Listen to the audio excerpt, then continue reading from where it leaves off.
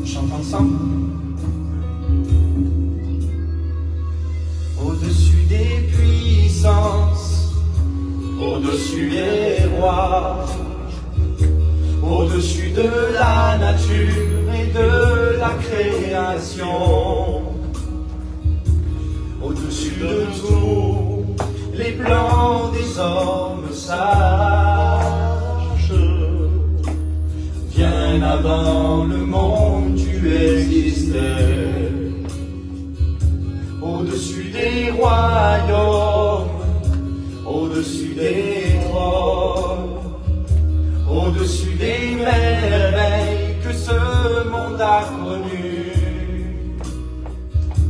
par-dessus tous les trésors de la terre, rien ne peut mesurer ta valeur.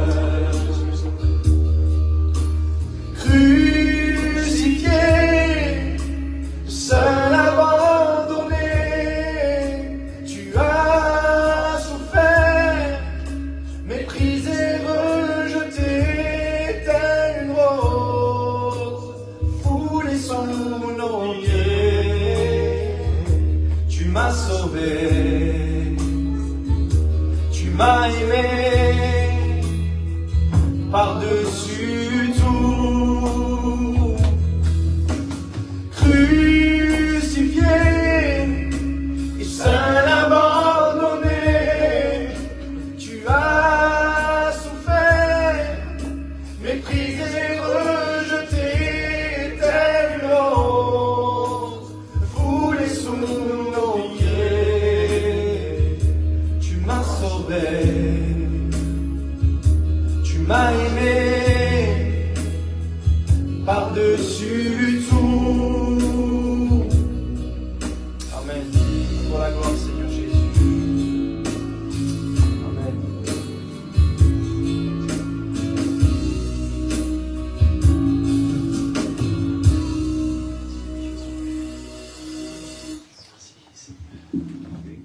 On appelle pour un témoignage, Michel?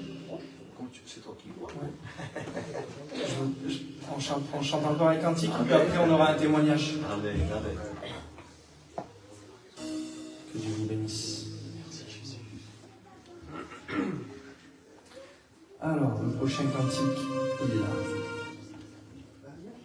On chante ensemble, pour ceux qui le connaissent, je ne sais pas si on peut lire de loin, mais celui-là on le connaît normalement.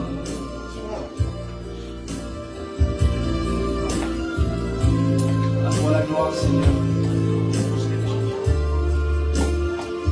Amen. Parce que l'invité d'honneur ce soir, c'est Jésus. Amen, amen. Il faut lui souhaiter la bienvenue. Amen, c'est vrai. Merci, Seigneur. Bienvenue, Jésus-Christ. Nous sommes dans ta présence. Amen. Remplis-nous de ta puissance. Viens et règne en nous.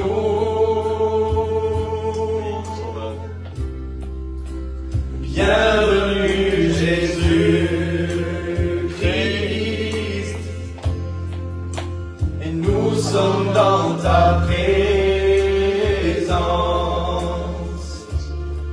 Remplis-nous de ta puissance.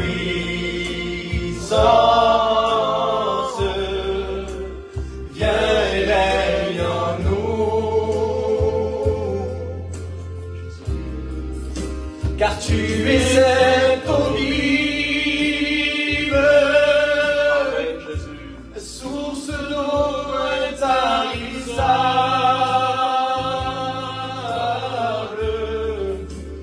Es-tu Dieu réconforte? Viens et règne en nous. On réalise ces paroles. Car tu es cette eau vive, source d'eau intarissable.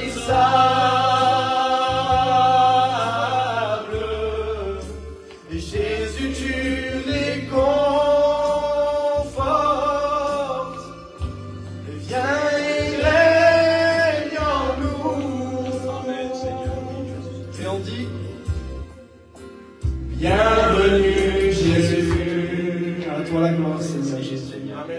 On va appeler un frère pour un témoignage. Je voudrais que le frère Pipo vienne témoigner. Ça me ferait vraiment plaisir qu'il le fasse. Avant de la réverbe, mon frère. Un, deux. Vas-y, tonton.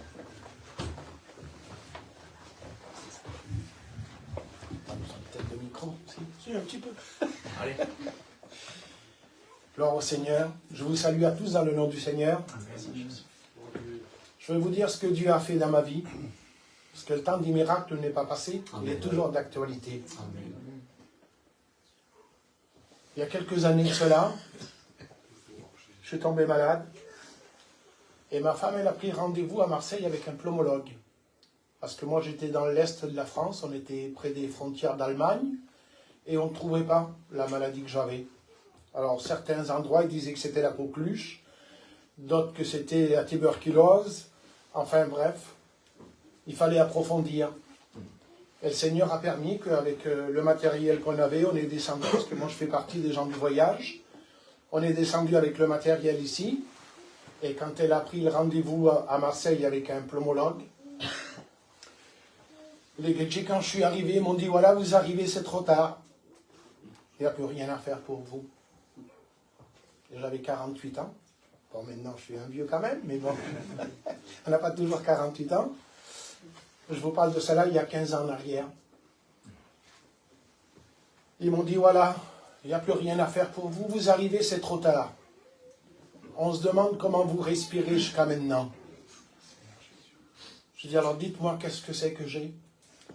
Il dit, voilà, il dit, vous avez un cancer au poumon, cancer du pancréas, chapelet de cancer à la gorge, cancer de la peau, des odules dans le foie, dans la rate, un saignement derrière les yeux. En rien de temps, en l'espace d'un mois, j'avais perdu 25 kilos. J'étais au stade 4. Quand on a cette maladie, mis à part un miracle de Dieu, parce que tout est possible à Dieu. Dans la parole de Dieu, il est écrit, quand un malheureux crie, l'Éternel l'entend et le délivre de toutes ses frayeurs. Gloire à Dieu. J'ai crié à Dieu. Et le Seigneur, il est venu à mon secours. Amen. Pour la médecine, j'étais condamné, il n'y avait plus rien à faire. J'avais des piqûres de morphine, tous les 4 heures, piqûres de morphine, avant d'attaquer la grosse seringue.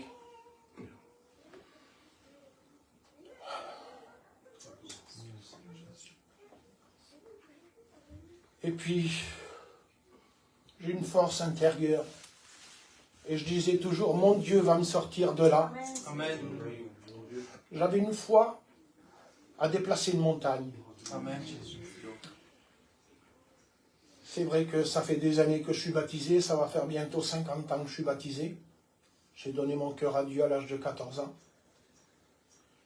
Et même en donnant mon cœur à Dieu à l'âge de 14 ans, des fois on ne fait pas ce que le Seigneur voudrait qu'on fasse. Mais au fil des années, et quand j'ai atteint donc les 48 ans, que la maladie m'a tombé dessus, là j'étais désespéré. Je voyais mes enfants qui pleuraient.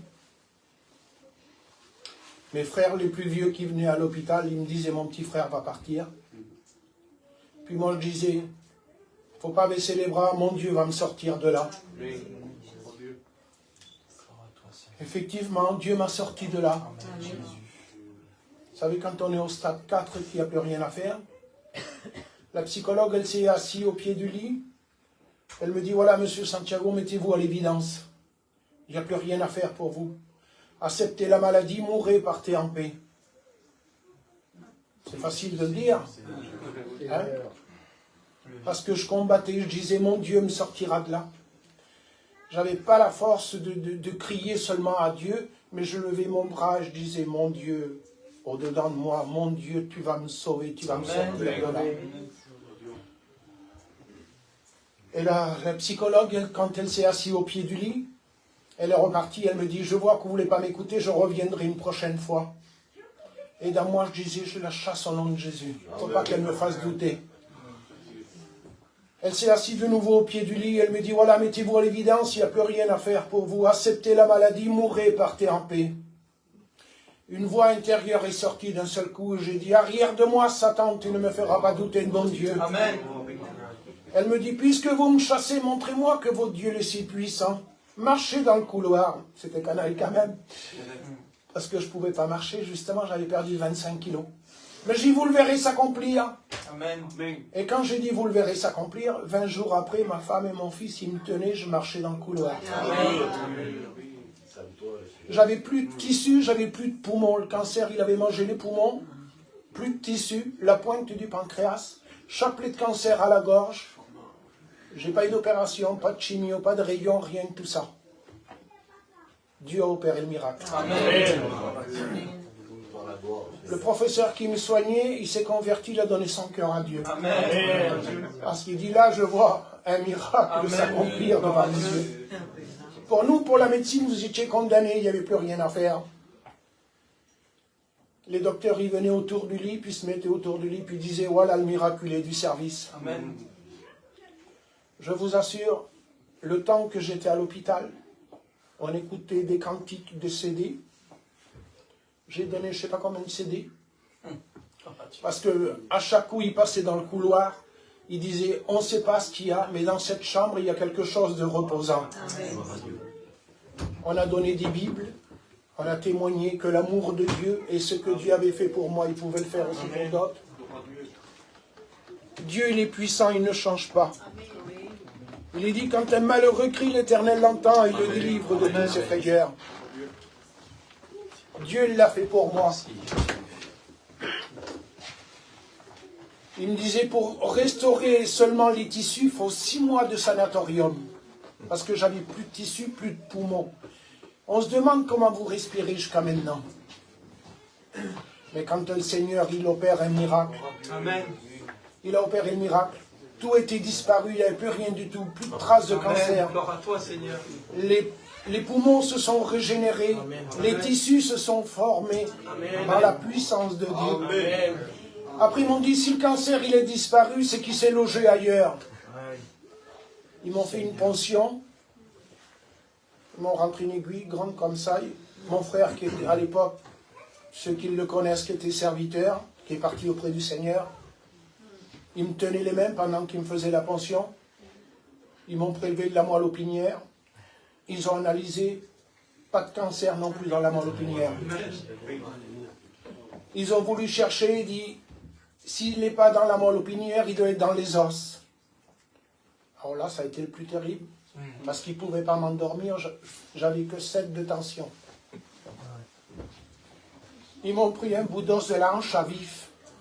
J'écoutais le craquement de l'os comme celui qui va au dentiste se faire arracher une molaire. Ils ont analysé, pas de cancer non plus dans les os. Au bout d'un mois, ils m'ont jeté dehors, totalement miraculé, plus de traces de cancer. Amen. Gloire à Dieu. Et moi, j'ai dit au professeur, j'ai dit, monsieur, j'ai dit à la prochaine. Il me dit quoi? Il dit, il n'y a pas de prochaine qui tienne. Il dit, on vous demande maintenant de sortir et de tirer de l'avant. Amen. Il dit, vous êtes rentré dans un tunnel et vous en êtes sorti. Amen. Gloire à Dieu. Voilà ce que le Seigneur peut faire. Si pour la médecine il n'y a plus rien, il est celui qui peut tout. Amen. Celui qui nous fortifie. Que le Seigneur vous bénisse. Amen. Alors quand j'allais perdre mes cordes vocales, parce que j'adore chanter pour le Seigneur, Amen. je vais vous chanter un cantique, sans Amen. musique, peu importe. Amen. Tout ce qu'on fait, c'est pour la gloire de Dieu. Gloire à Dieu. Amen. Merci Seigneur. Amen, Seigneur. Sois béni, Seigneur. Sois glorifié, Jésus. Toute la gloire te revient qu'à toi seul, Jésus. Amen. Il est un fleuve coulant du cœur de Dieu. C'est un grand fleuve d'un amour merveilleux. Je vais y boire son amour me remplit et sa victoire m'anime de l'esprit. Je veux te louer, toi qui m'as aimé. Comment m'exprimer pour te remercier? Tu as changé ma vie de joie et d'harmonie. Oh, merci. Tu as changé ma vie de joie et d'harmonie. Oh, merci. Amen. Que le Seigneur vous bénisse. Merci, Seigneur. Merci Seigneur pour ce beau témoignage du frère. Il est le même hier, aujourd'hui, éternellement, Seigneur.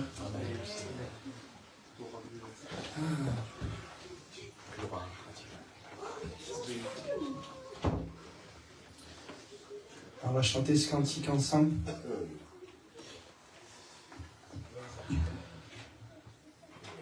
Le frère, il a été guéri parce qu'il a eu la foi. Il a mis sa foi en le Seigneur et en personne d'autre. Et il a été aussi guéri, vous savez, parce qu'on a un grand Dieu. Et ce Seigneur-là, ce Dieu-là, on veut le proclamer ensemble. Tout le monde connaît ce cantique, on va le chanter ensemble.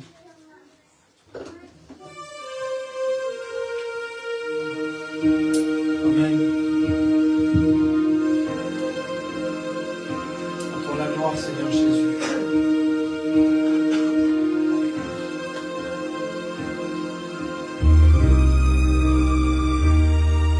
On chante ensemble, tout le monde le connaît celui-là.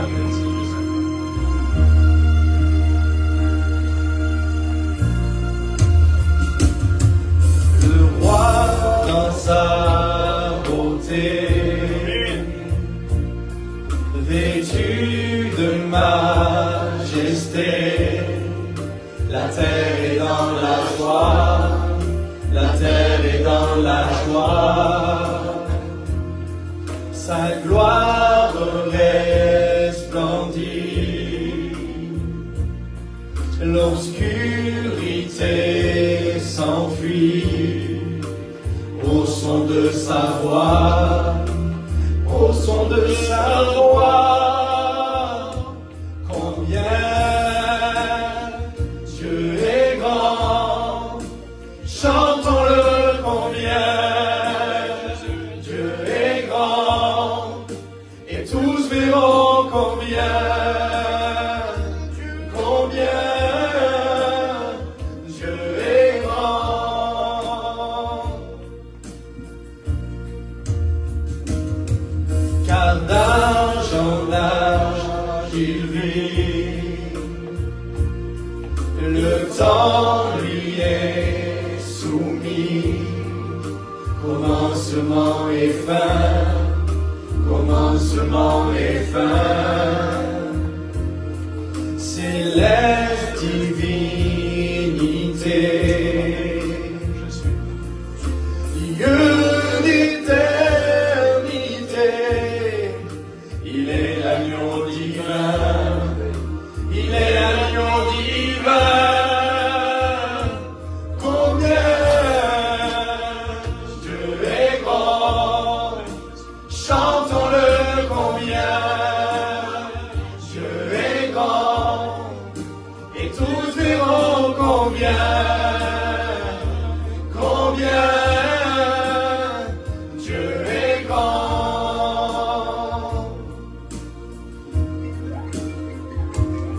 Son nom est tout puissant, digne de louange. Je chanterai combien Dieu est grand. On dit encore une fois. Combien Dieu est grand.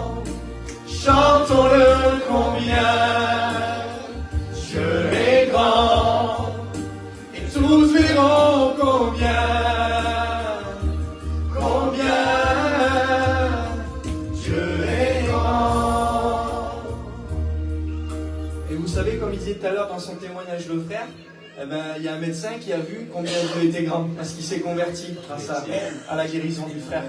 On va appeler le frère Tanguy aussi pour un mot de témoignage.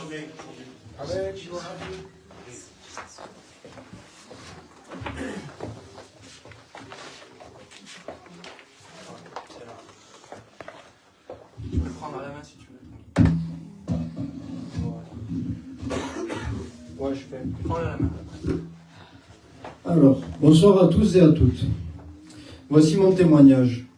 D'aussi loin que je me souvienne, j'ai toujours été attiré par les choses d'en haut.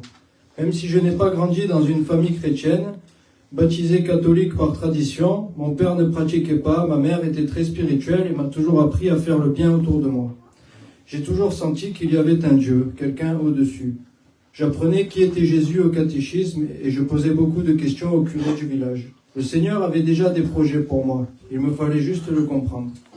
Il m'a façonné à travers les épreuves et les batailles de la vie. Quand je suis passé d'un enfant insouciant à adulte ayant été privé d'une adolescence normale, Dieu m'a laissé vivre et expérimenter dans le monde, car il était là. Je ne sentais rien, je n'entendais rien, mais je sais aujourd'hui qu'il était là. Amen. Quand je priais seul dans ma chambre, même au milieu du péché, il était toujours là. Car sa grâce surabonde partout où erre le mal. Il faut guetter les signes. Le Seigneur m'a montré le pire du monde et m'a permis d'en tirer les meilleures leçons.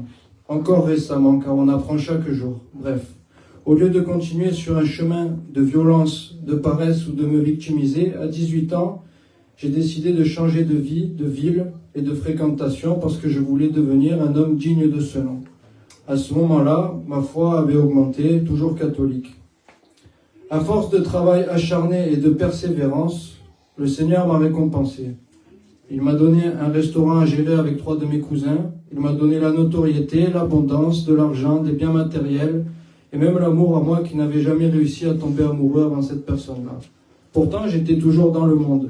J'étais encore dans le péché. Mais le Seigneur m'avait béni pour ma persévérance. Comme quoi il nous aime inconditionnellement, même quand on est loin de lui. Tout ça était encore un enseignement, une fois de plus. Il m'avait laissé me perdre pour mieux me ramener à lui. Car quand la grande vie s'est transformée en excès, le train de vie à 2000, les sorties, les fêtes, les restaurants 3-4 fois par semaine, que notre restaurant devint trop lourd à porter physiquement et mentalement et que je n'appréciais plus les choses à leur juste valeur, il a tout fait s'écrouler. 6 ans de vie à Saint-Rémy balayés du jour au lendemain. Je ne comprenais pas, ça semblait injuste, on lui en veut parfois, on ne devrait pas. C'était mon cas, je pensais, Seigneur, vraiment, après tant d'efforts, après tout ça, encore, moi qui m'acharne à réussir depuis mes 15 ans, bref, j'étais en colère. Mais le Seigneur, lui, il voit plus loin. Et ses plans sont toujours pour notre bien. Car avec le recul, je sais que ce train de vie était toxique, et même l'amour que j'avais pour certaines personnes. Donc c'était une chance d'avoir été enlevé de cette vie-là. J'ai laissé quelques amis qui, eux, n'ont pas eu la chance de connaître Dieu avant de partir au ciel. Après des tempêtes, beaucoup de travail, beaucoup de changements, un départ définitif au Canada annulé par une crise sanitaire qu'on a tous connue, et un retour aux sources à Marseille, j'ai téléchargé la Bible, juste comme ça. Je ne l'avais jamais lue. À côté de ça, une copine évangéliste m'avait appris en parallèle à prier sincèrement, à parler avec Dieu plutôt que réciter des mots. Donc je lisais la Bible et à côté, je parlais sincèrement à Dieu. Donc les épreuves ont continué, plus fortes que jamais, mais moi aussi, j'étais plus fort que jamais. Forgé par le passé et épaulé par le Seigneur, à force de lire la Bible jour après jour, petit à petit, un changement avait opéré dans mon cœur. Malgré mes fautes, malgré mes péchés, quelque chose changeait, oui. Mon cœur changeait. Un soir, en discutant avec ma cousine que je n'avais pas vue depuis un moment, que Dieu la bénisse, j'atterris par curiosité à l'église du Samaritain de Marseille. Amen. J'y ai rencontré mon pasteur et son épouse, mes frères et sœurs, mon église. Que le ciel les bénisse. Et c'est à cet instant précis que j'ai compris que tout ce que je vous raconte, y compris ce que je ne dis pas, s'est passé comme ça. Car Dieu nous guide, qu'on le veuille ou non, qu'on le sache ou non. 3 réunions plus tard, j'avais déjà la décision prise de me faire baptiser. Et c'est toujours sans aucun regret et avec fierté que j'en parle devant vous aujourd'hui. C'est ma meilleure décision de vie. Le Seigneur, il ne déçoit jamais, il nous surprend toujours. Amen. Je ne suis pas devenu parfait, loin de là. Je lutte encore, j'ai mes combats, mais je sais qu'aujourd'hui j'ai le Seigneur avec moi. Amen. J'apprends un peu plus chaque jour. Il nous façonne, souvent à nos dépens. mais derrière on y gagne, à chaque fois. Pour terminer, si je devais juste résumer ce que moi j'ai compris, je dirais ceci. Le Seigneur donne et le Seigneur reprend. Ce qu'on sème, on le récolte, ça c'est certain. Il m'a fallu connaître le succès puis la chute pour apprécier le présent et découvrir vraiment le Seigneur. Il m'a fallu passer par l'enfer sur terre pour trouver la paix dans le chaos. Il m'a fallu traverser l'océan pour être qui je suis aujourd'hui, un chrétien converti et heureux de l'être. Avec, comme dirait mon pasteur, une attitude de cœur. Cette attitude qui prime sur tout le reste. Cherchez d'abord son royaume et sa vérité, et toutes choses vous seront données en plus. Amen. Chaque jour, je médite cette phrase, et j'apprends à être meilleur, au moins un peu. Aujourd'hui, c'est un honneur de servir le Seigneur, d'apprendre de mon pasteur et d'être disponible pour chaque frère, chaque sœur ou n'importe qui, converti ou pas. Je ne crains pas le monde et je ne culpabilise plus. Je ne crains plus mes péchés parce qu'il pardonne nos fautes si on est sincère et que lui, il a vaincu le monde. Amen. Le diable travaille dur, c'est vrai, on le voit partout, mais il n'est rien face au nom de Jésus. Et lui, il n'a pas changé. J'en sais quelque chose, je ne suis pas parfait encore une fois. Je souhaite que mon témoignage puisse toucher au moins une personne. Merci pour votre écoute. Soyez tous et toutes bénis en cette soirée. La vie avec le Seigneur, ça fait toute la différence. Cherchez-le de tout votre cœur et vous ne serez jamais déçus. Merci. Soyez tous bénis. Amen. Gloire à Dieu. Merci Jésus. Merci Seigneur. Gloire à Dieu. Merci Jésus. Amen. Merci Seigneur pour ce que nous venons d'entendre déjà. Et qui fait du bien à notre cœur. Amen. C'est formidable. C'est formidable ce que tu fais. Il n'y a pas de mots. Il n'y a pas de mots. C'est pour cette raison que l'Écriture dira que toute bouche sera fermée devant lui. Parce qu'il a tellement fait. Amen. Amen. Et ce qu'il a fait pour nous, ce qu'il a fait pour notre frère, ce qu'il a fait pour l'autre frère également, et pour chacun d'entre nous, il veut le faire pour toi. Amen. Pour toi ce soir. Pour vous aussi qui nous suivez par le moyen de Facebook. Amen. Gloire à Dieu. Et j'aimerais poursuivre avec ce chant que sûrement vous connaissez et qui nous dit ceci. Merci Seigneur. Amen. Merci Seigneur pour le jour où tu es venu me chercher. Amen. Amen. Gloire à Dieu.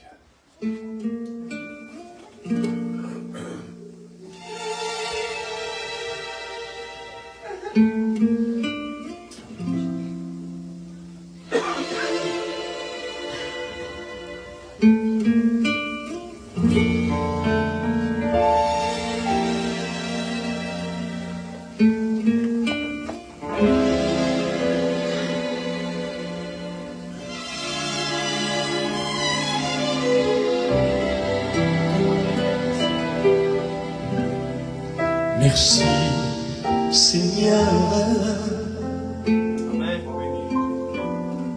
d'être venu pour me chercher dans la nuit où je me trouvais seul, désemparé.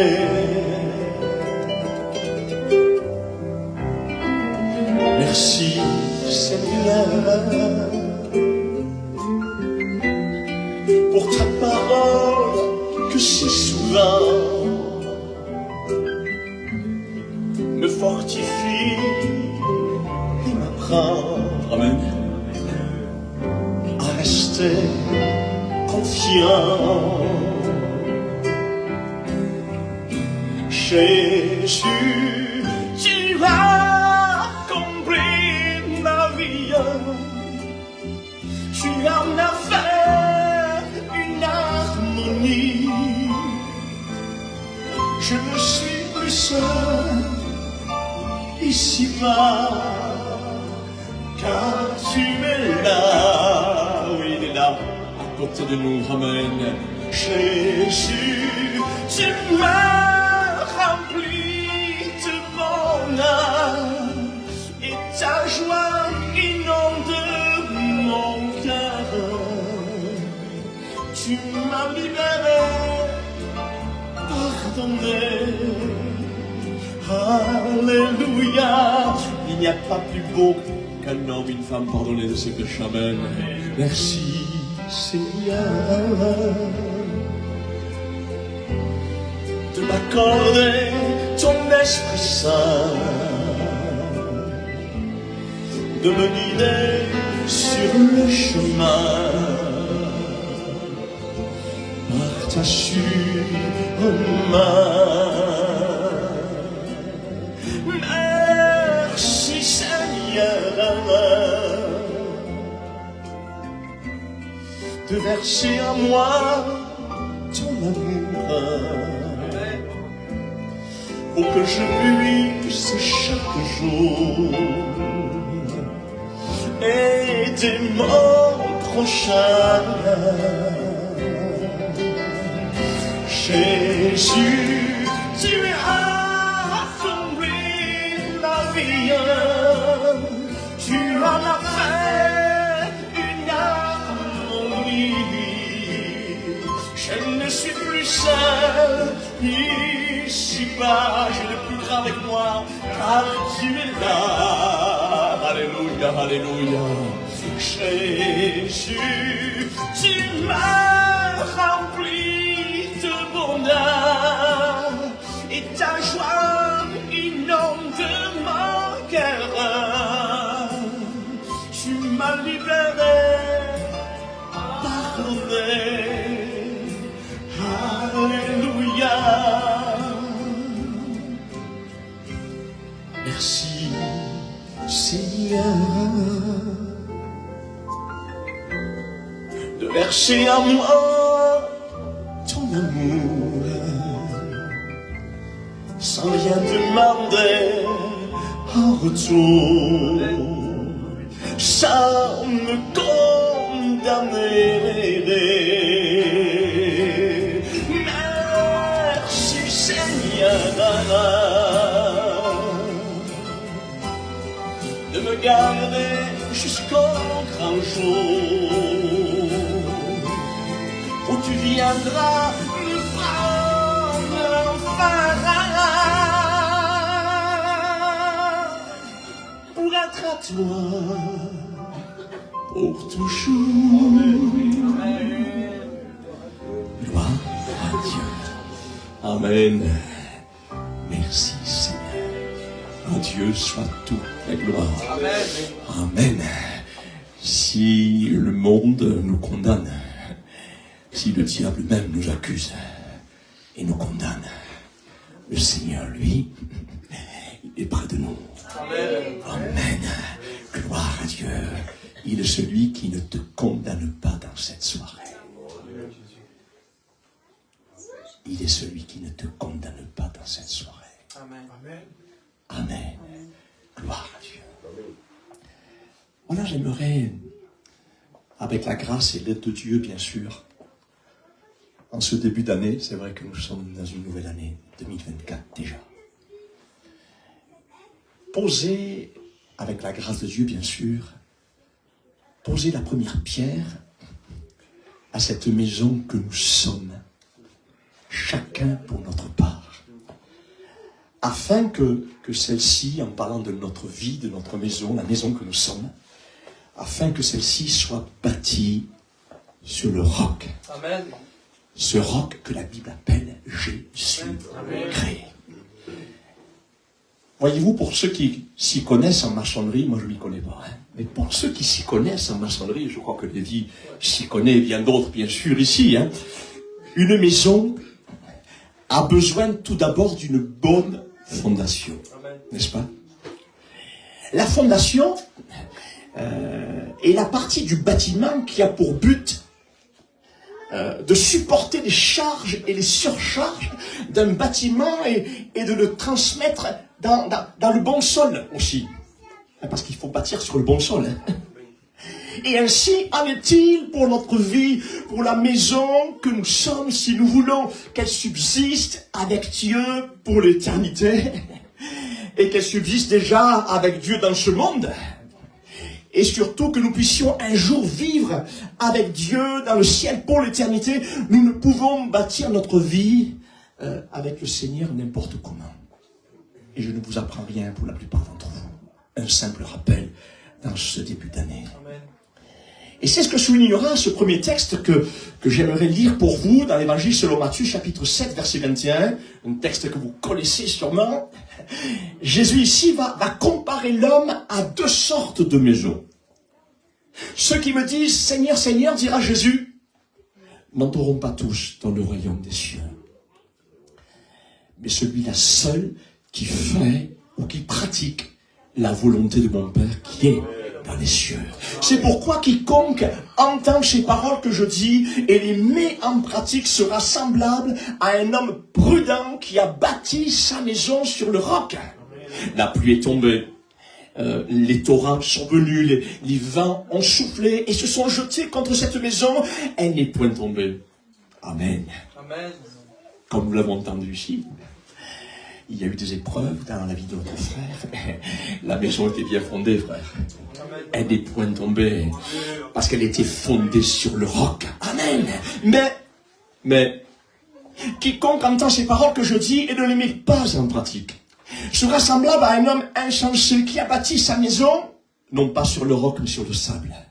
Alors là, la pluie est tombée, les torrents sont venus, les vents ont soufflé et ont battu cette maison, elle est tombée et sa ruine a été grande.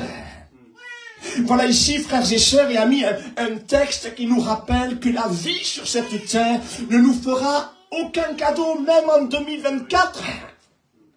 Et c'est ce que nous pouvons dire de ces deux maisons contre lesquelles la pluie est tombée, les torrents sont venus, les vents ont soufflé et se sont jetés contre elles. Mais nous remarquons dans notre texte que celle qui était bâtie sur le roc a pu résister à toutes ces épreuves. Tandis que l'autre maison, qui était bâtie sur le sable, c'est-à-dire sans aucun bon fondement, le texte nous dit que sa ruine a été grande. Et c'est ce que nous entendons. C'est ce que nous entendons ces derniers temps, aux infos, vous comme moi, concernant ces habitations qui n'étaient pas bâties là où il fallait. Et à cause de cela, lorsque la nature reprend ses droits, nous voyons tout ce que cela peut causer comme dégâts. N'est-ce pas? Et ainsi en est-il, chers amis, pour notre vie ici-bas. Si nous désirons faire face à tous les imprévus de cette vie, il nous faudra, vous comme moi, bâtir notre vie sur ce fondement solide, sur ce roc appelé Jésus-Christ. Amen. Gloire à Dieu. Et la première pierre qu'il nous faut bâtir sur ce fondement, je l'ai surnommée la pierre du disciple. La pierre du disciple. Et pour cela, j'aimerais lire pour vous une deuxième lecture que nous trouvons dans l'évangile selon Matthieu, chapitre 28, verset 19. Et c'est Jésus qui dira ceci à ses disciples après sa résurrection. Vous le connaissez ce texte. Allez, amen.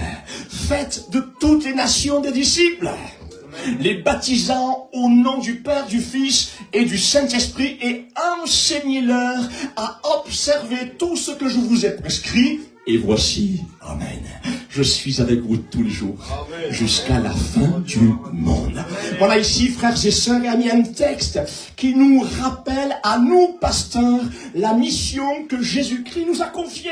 Allez, faites de toutes les nations des disciples, les baptisant au nom du Père, du Fils et du Saint-Esprit. Alors bien entendu, cela ne veut pas dire que Jésus nous a demandé de comptabiliser nos baptêmes, comme si nous étions dans une usine. Il y a certaines églises, c'est des usines, des usines à baptême. Non, Jésus ne nous a pas appelés pour comptabiliser nos baptêmes comme si nous étions dans une usine pour faire simplement du nombre dans nos églises. Beaucoup de milieux religieux se vantent simplement du nombre de personnes qu'ils peuvent avoir dans leurs églises.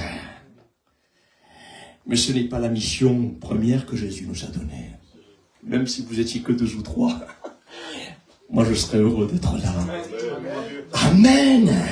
Gloire à Dieu. Ce n'est pas la mission première que Jésus nous a donnée. Il nous a demandé surtout de faire de toutes les nations des disciples, que ce soit en grand nombre ou en petit nombre. Et c'est ce que nous avons lu. Allez, faites de toutes les nations des disciples. Alors il est vrai que ce texte ne veut pas dire que tous les hommes, malheureusement, se convertiront à l'évangile de Jésus-Christ. Jésus n'a pas converti notre monde. À plus forte raison, nous, de pauvres pasteurs.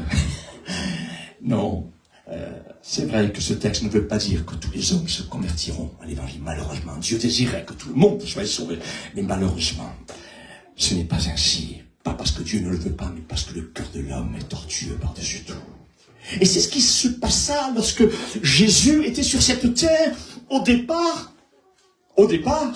il nous est dit que dans les évangiles, que de foules immenses, de grandes foules immenses suivaient le Seigneur. Parce qu'il les guérissait, parce qu'il les nourrissait aussi, en multipliant la nourriture, etc., etc. Alors il y avait de grandes foules qui suivaient Jésus par rapport à cela. Mais à la fin de sa vie sur la croix, il était là seul dans le jardin de Gethsémane, seul sur le mont Golgotha, avec simplement quelques-uns à ses côtés, comme Marie, l'apôtre Jean. Mais où sont-ils passés, toutes ces personnes qui le suivaient, qui criaient « Hosanna au fils de David » ? Où sont-ils passés, tous ceux qui criaient « Hosanna, béni soit celui qui vient au nom du Seigneur, le roi d'Israël » ? Où sont-ils passés ? Et oui, frères et sœurs et amis avec Dieu, ce n'est pas une question d'émotion. Ce n'est pas non plus une question d'intérêt physique, moral ou spirituel, mais avec Jésus-Christ, c'est tout d'abord, comme l'a dit tout à l'heure Tanguy, une histoire de cœur. C'est une histoire de cœur. Une histoire d'amour. Amen. La plus belle histoire d'amour.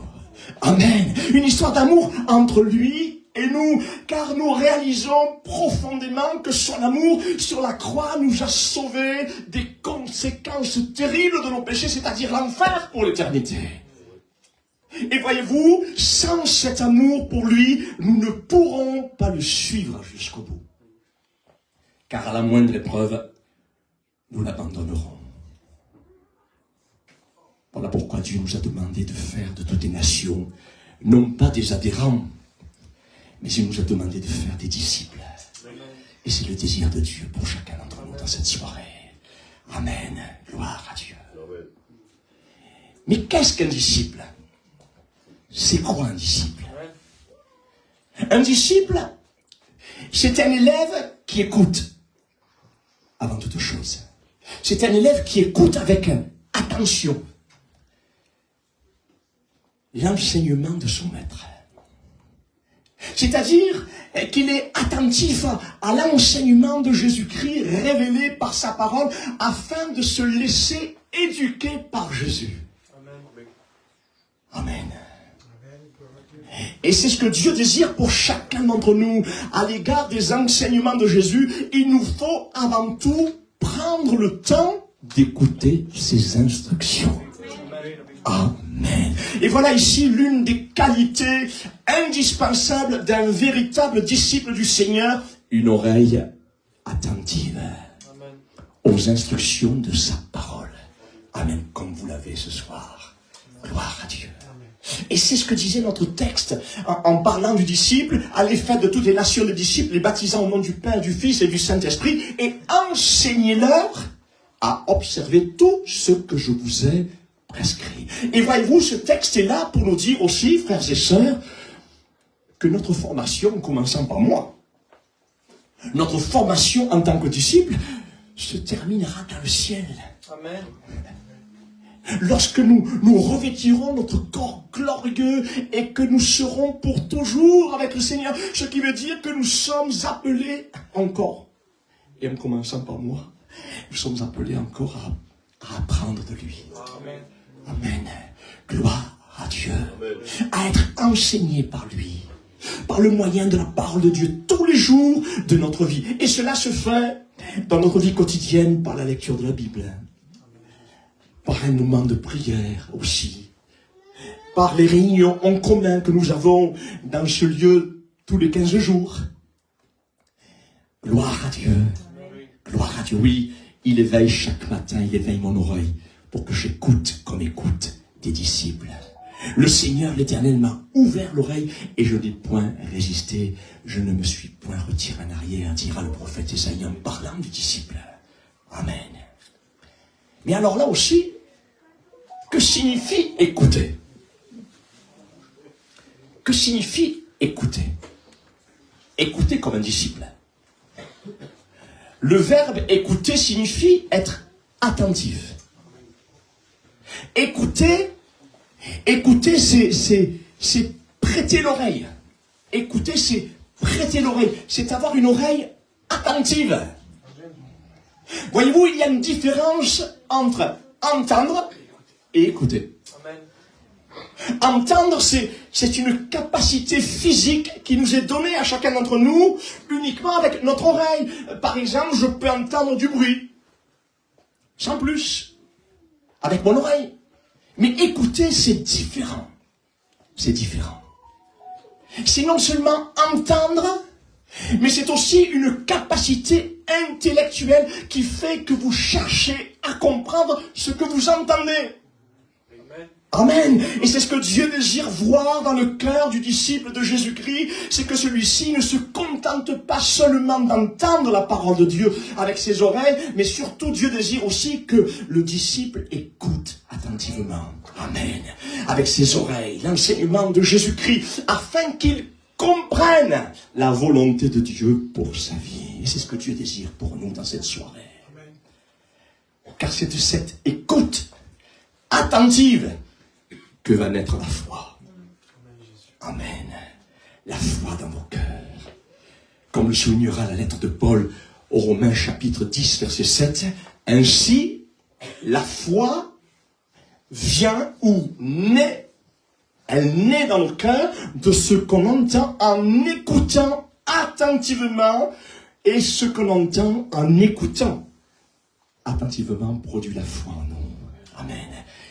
Et cela vient de la parole de Dieu. Amen. Et c'est ce qui se passa, rappelez-vous, de cet aveugle de l'évangile de Marc, chapitre 10, verset 46.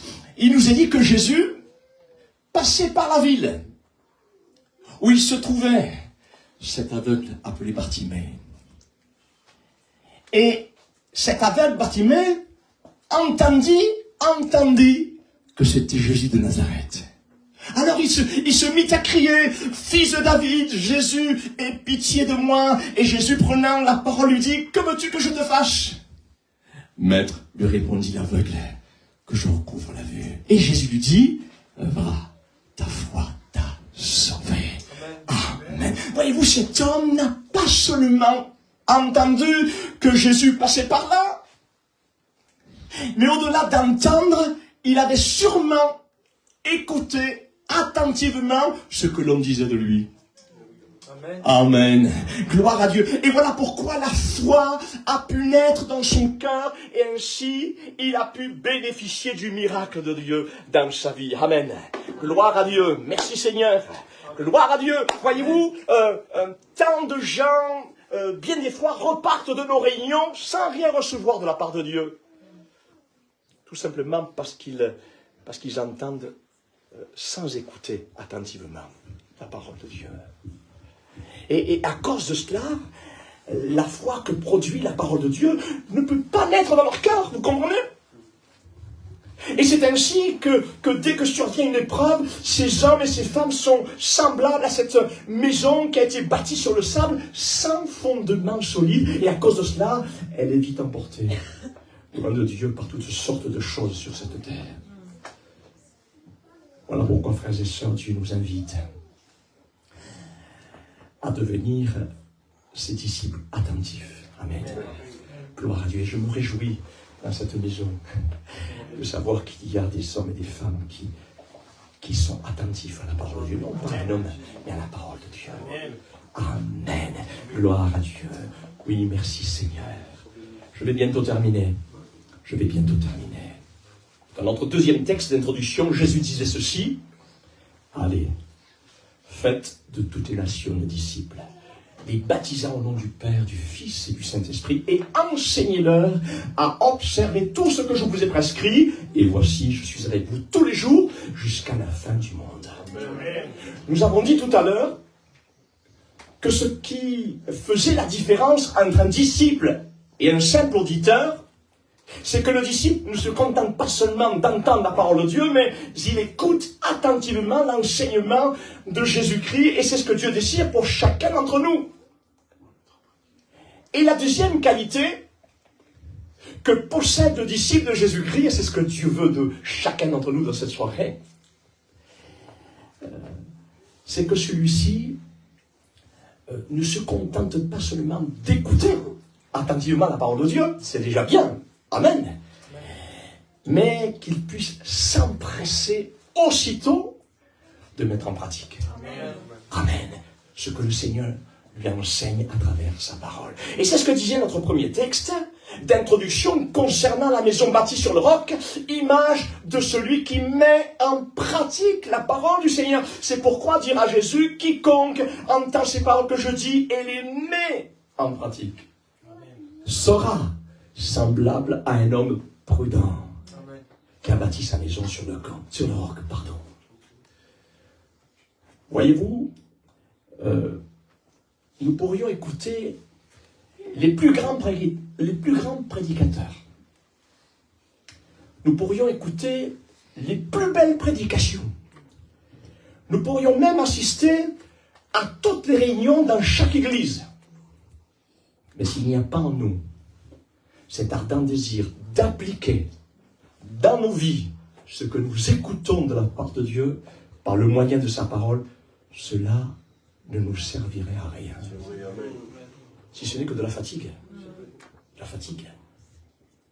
Et voilà pourquoi la lettre de l'apôtre Jacques, chapitre 1, verset 22, dira ceci concernant l'importance capitale de la mise en pratique de la parole de Dieu dans notre vie. Voici ce qu'il écrira. Ne vous faites pas des illusions sur vous-même. En vous contentant d'écouter la parole de Dieu, mais mettez-la réellement en pratique. Amen. Avec l'aide de Dieu, bien sûr. Comme l'a dit notre frère tout à l'heure, de nous-mêmes, nous ne pouvons rien faire. Mais avec l'aide de Dieu. Amen. Et la première des choses que Dieu nous demande de mettre en pratique dans notre vie pour que nous puissions devenir son disciple, c'est celle de nous repentir de nos péchés. Amen. En désirant également, c'est simple ce que nous parlons en ce début d'année, mais c'est les bases. C'est les bases pour notre vie. Gloire à Dieu. C'est celle de nous repentir de nos péchés en désirant ardemment les abandonner aux pieds du Seigneur. Et bien entendu, ce que nous ne pouvons pas faire, parce que nous sommes tous des hommes de la même nature, mais ce que nous ne pourrons pas faire pour nous libérer de nos péchés par nos propres forces, Jésus le fera. Amen. Amen. Il nous l'a promis. Gloire à Dieu. Jésus le fera pour nous, dans notre vie, par sa force, toute puissante, par son esprit, tout puissant. Amen. Gloire à Dieu. Gloire à Dieu. Et il se peut que dans cette soirée, tu te dises, mais je n'y arriverai jamais. Détrompe-toi. Ce que toi, tu ne peux pas faire, Jésus est capable de le faire. Mais, ce que toi, tu peux faire, Jésus ne le fera pas. Eh oui. Eh oui. Eh oui. Ce que toi, tu peux faire, il ne le fera jamais. Gloire à Dieu. Alors fais ce que tu peux. Amen. Et ce que tu ne peux pas faire, Dieu le fera. Amen. Et pour terminer tout à fait, la deuxième chose que Dieu nous demande dans cette nouvelle année, de mettre en pratique et qui fait aussi partie de notre propre responsabilité, c'est celle de nous engager avec lui par les eaux du baptême. Amen. Et oui, ça fait partie de l'évangile. Hein. Amen. Ça fait partie de... Alors certains, et c'est vrai, disent que le baptême ne sauve pas. C'est vrai. C'est vrai. C'est vrai. C'est la foi en Jésus-Christ, c'est par grâce que nous sommes sauvés. Amen. Mais aussi, celui qui sait faire ce qui est bien ne le fait pas, commet un péché. Alors comment on fait? qu'est-ce qu'il faut faire? Gloire à Dieu. Donc, la deuxième chose que Dieu nous demande de mettre en pratique et qui fait aussi partie de notre propre responsabilité, c'est celle de nous engager avec lui. Voilà ce qui va dire. Amen. Et c'est ce que disait notre texte d'introduction. Allez dire à Jésus, faites toutes les nations de disciples, les baptisant au nom du Père, du Fils et du Saint-Esprit. Le baptême est tout simplement un engagement par amour que nous prenons avec le Seigneur à le suivre en appliquant ses enseignements dans notre vie avec l'aide de Dieu, bien sûr. N'attendez pas d'être parfait, vous ne le saurez jamais. Vous ne le saurez jamais.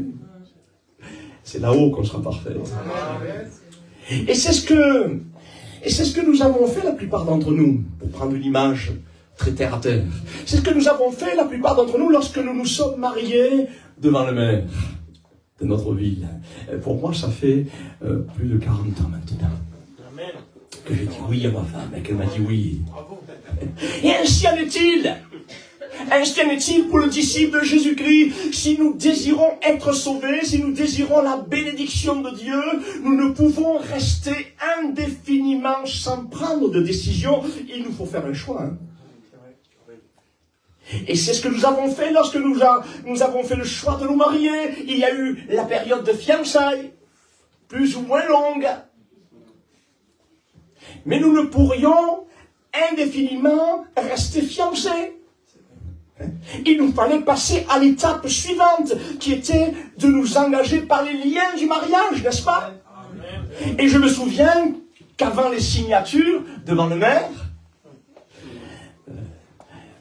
nous rappelait les engagements mutuels que nous devons respecter dans notre couple. Par exemple, cet engagement majeur, important, qui concerne notre fidélité l'un envers l'autre jusqu'à ce que la mort nous sépare. Oui. Et ainsi en est-il pour le disciple de Jésus-Christ. Amen. Nous ne voulons en aucun cas être infidèles à notre Dieu. Amen. Par toutes sortes de choses contraires à la volonté de Dieu. Et quand bien même, lorsque nous avons été infidèles, il est demeuré fidèle. Amen. On nous rattrapait. Amen. Gloire à Dieu. Mais vous avez compris la pensée. Amen. Nous ne voulons en aucun cas être infidèles à notre Dieu. Gloire à Dieu. Mais jusqu'à la fin de notre vie, nous voulons l'aimer. Amen. Et apprendre encore à l'aimer. L'aimer de tout notre cœur. Amen. Il faut que cet amour soit toujours bouillant. Amen. Amen. Gloire à Dieu. Et quand ça baisse, faites-vous du souci. Quand ça baisse, faites-vous du souci. Ah non. Il faut que cet amour soit comme le premier jour. Amen. Amen. Nous ne voulons pas abandonner notre premier amour pour Dieu. Amen. Gloire à Dieu. Oui, nous voulons l'aimer de tout notre cœur, de toute notre âme, de toute notre pensée. Alors donc, dans cette nouvelle année 2024, que vous puissiez être semblables à cette maison qui a été bâtie sur le roc. Amen. Amen. Afin que vous puissiez, vous aussi, devenir un véritable disciple de Jésus-Christ. Gloire à Dieu. Je vous invite à la prière. Merci Seigneur. Merci Jésus pour ces quelques mots. C'est ta parole qui est bonne. C'est elle qui soulève notre âme, Seigneur.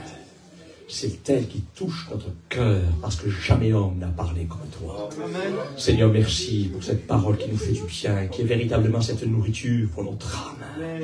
Et nous ne voulons pas être ingrats, Seigneur, mais nous voulons, c'est mon Dieu, te dire merci. Merci pour ta parole qui est là, qui nous guide dans ce monde où rien ne va plus, où le mal est appelé bien, où le bien est appelé mal, Seigneur. Merci pour cette boussole qui est ta parole, Seigneur. Et nous voulons arriver jusqu'au bout, Seigneur, et très bientôt tu reviens nous chercher. Que ton nom soit glorifié. Amen. Amen. Amen. Louons le Seigneur quelques instants. Amen. Louons le Seigneur. Amen.